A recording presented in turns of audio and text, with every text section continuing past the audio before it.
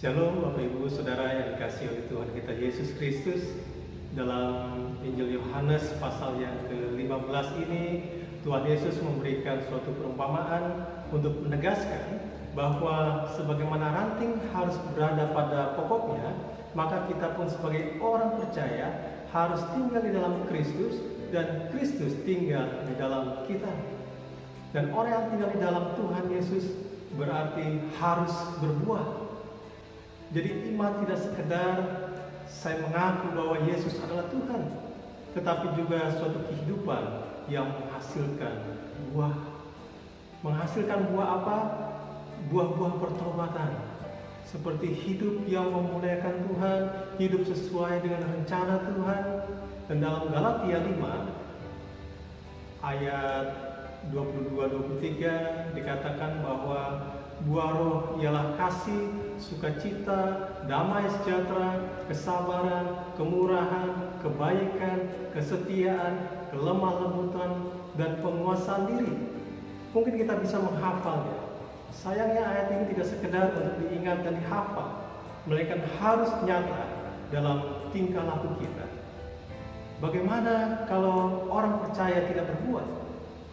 Mungkin kita akan dengan cepat mengatakan bahwa berdasarkan ayat yang kedua, maka akan dipotong. Kemudian ayat yang ke-6 dikatakan bahwa ranting itu lalu dibakar.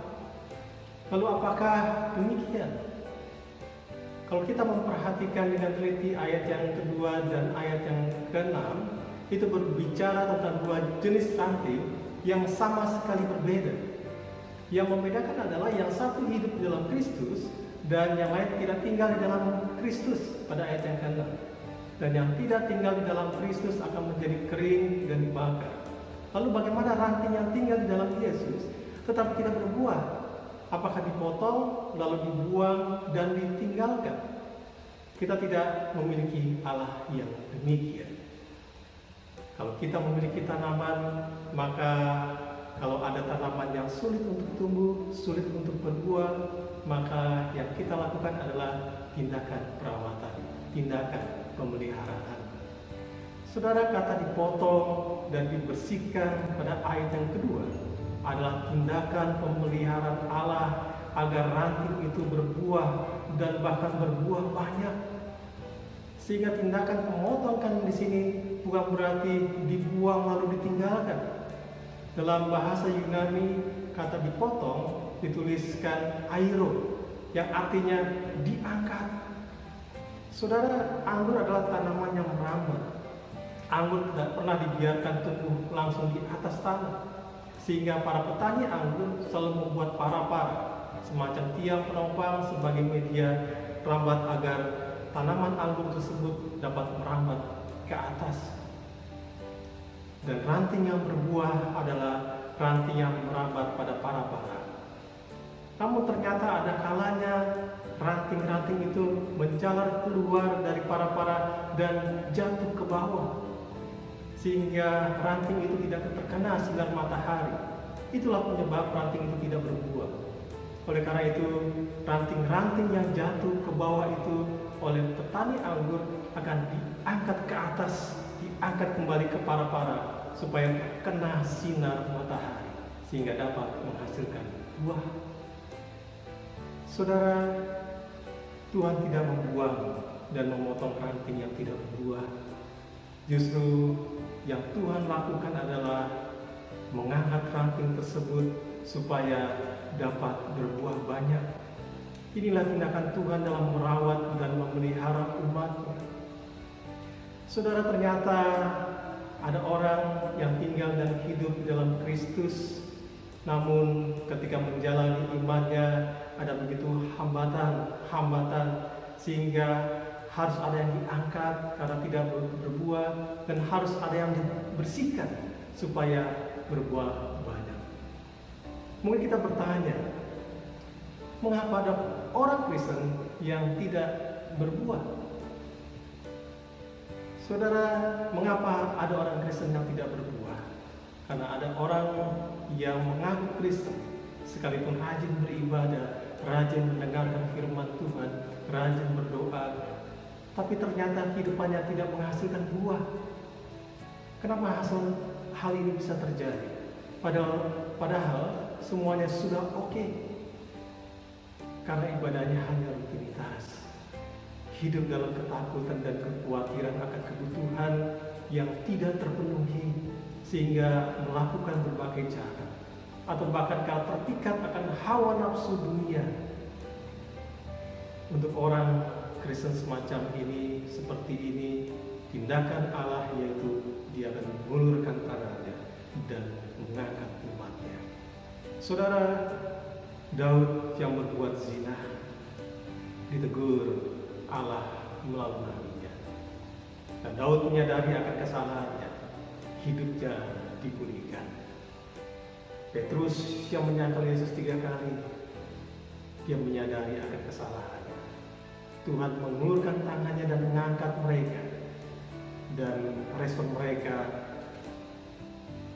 merespon tangan Allah yang diulurkan itu untuk mengangkat mereka, dan mereka kembali kepada Allah. Hidup mereka dipulihkan dan mereka dipakai Allah dengan luar biasa. Saudara, Allah mengangkat umatnya. Melalui hal ini ada 2 hal yang kita dapat dan kita pelajari. Yang pertama, ketika kita jatuh dalam dosa, seringkali iblis mengatakan bahwa engkau akan ditinggalkan Tuhan, engkau tidak layak di hadapan Allah. Saudara, namun yang sebenarnya terjadi adalah Allah tidak meninggalkan kita.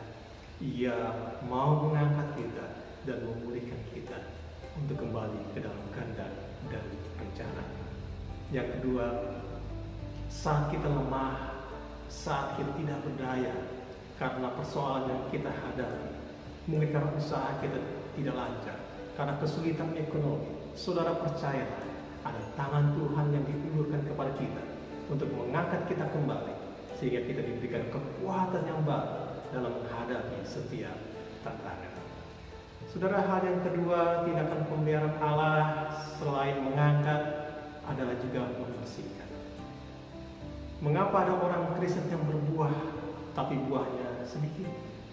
Karena ada orang Kristen yang memiliki kasih tapi belum bisa mengampun, memiliki kasih tapi masih ada dendam, memiliki kasih tapi untuk orang-orang tertentu saja, memiliki sukacita, memiliki kedamaian, tapi hanya saat-saat tertentu saja. Hal ini terjadi karena firman Tuhan dijalankan berdasarkan pengertiannya sendiri. Firman Tuhan dijalankan berdasarkan situasi. Oleh karena itu, Allah melakukan tindakan pembersihan. Pada ayat yang kedua, ranting yang berbuah akan dibersihkan supaya berbuah banyak. Apa yang dibersihkan? Petani anggur biasanya agar anggur dapat berbuah banyak akan memangkas beberapa daun agar makanan langsung disalurkan ke buah, dan juga ranting dibersihkan dari benalu atau jamur yang merusak. Saudara, ketika Tuhan Yesus datang ke dalam dunia menjadi sama dengan manusia, Ia menggenapi firman Tuhan, yang artinya Ia menjelaskan arti yang sesungguhnya dan Ia memenuhinya dalam kehidupannya. Seperti mengampuni 70 kali 7 kali, mengampuni tanpa batas, kasihilah musuhmu. Kasih bukan hanya sebatas kelompok atau golongan, tetapi harus berlaku pada semua orang. Saudara, melalui firman Tuhan ini kita diingatkan bahwa Tuhan selalu merawat dan memelihara kehidupan umatnya. Dia tidak akan membiarkan kita jatuh tergeletak, sebab tangan Tuhan akan mengangkat kita kembali. Oleh karena itu, mari kita taat terhadap proses yang Allah lakukan dalam merawat dan memelihara umatnya. Dan hendaknya kita sebagai ranting, kita harus melekat, tinggal pada pokok anggur itu, yaitu tinggal di dalam Kristus Tuhan kita. Karena dengan demikian hidup kita akan menghasilkan buah. Tuhan Yesus memberkati.